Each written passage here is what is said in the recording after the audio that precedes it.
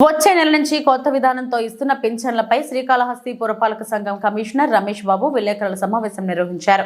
ఈ సమావేశంలో కమిషనర్ రమేష్ బాబు మాట్లాడుతూ వచ్చే నెల నుంచి ఇచ్చే పింఛన్ పంపిణీపై నేడు జిల్లా కలెక్టర్తో వీడియో కాన్ఫరెన్స్ జరిగిందని, దీనిపై కలెక్టర్ ప్రవీణ్ కుమార్ తమకు లబ్ధిదారులకు ఏ విధంగా పింఛన్ల పంపిణీ చేయాలో తెలియజేశారని, మే, జూన్ నెలలు పింఛన్ డబ్బును ఈసారి లబ్ధిదారులకు నేరుగా నగదు రూపంలో కాకుండా డీబీటీ విధానంలో వారి బ్యాంకు ఖాతాలో జమ చేయాలని ప్రభుత్వం నిర్ణయించింది.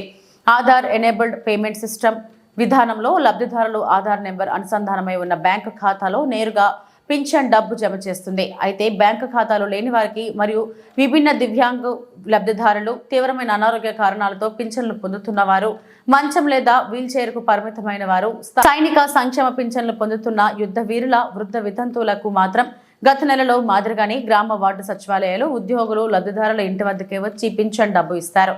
కాబట్టి ప్రతి ఒక్క పింఛన్ లబ్ధిదారులు ఈ సేవలను ఉపయోగించుకోవాలని కోరారు. మే నెల 1వ తారీఖు ఈ పింఛన్ల పంపిణీ కార్యక్రమం మీద ఇప్పుడే మన శ్రీయుత జిల్లా కలెక్టర్ గారు వీడియో కాన్ఫరెన్స్ చేశారు.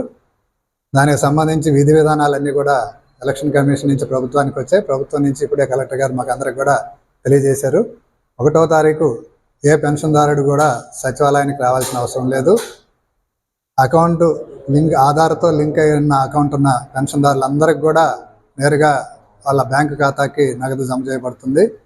అకౌంట్ లేని పెన్షన్దారులందరికీ కూడా మన సచివాలయ సిబ్బంది ద్వారా ఇంటికి తీసుకెళ్ళి అందించడం జరుగుతుంది. కాబట్టి పెన్షన్దారులందరూ కూడా ఈ మార్పును గమనించి ఎవరు కూడా ఎండల్లో ఇబ్బంది పడి సచివాలయానికి వచ్చి వారి ఆరోగ్యాన్ని హాని చేసుకోవద్దని తెలియజేసుకుంటూ, మేమందరం కూడా పెన్షన్దారులకి సకాలంలో ఎటువంటి ఇబ్బంది లేకుండా మా సిబ్బంది ద్వారా వారికి సేవలు అందించేదానికి ప్రయత్నం చేస్తామని ఈ సందర్భంగా తెలియజేస్తాం.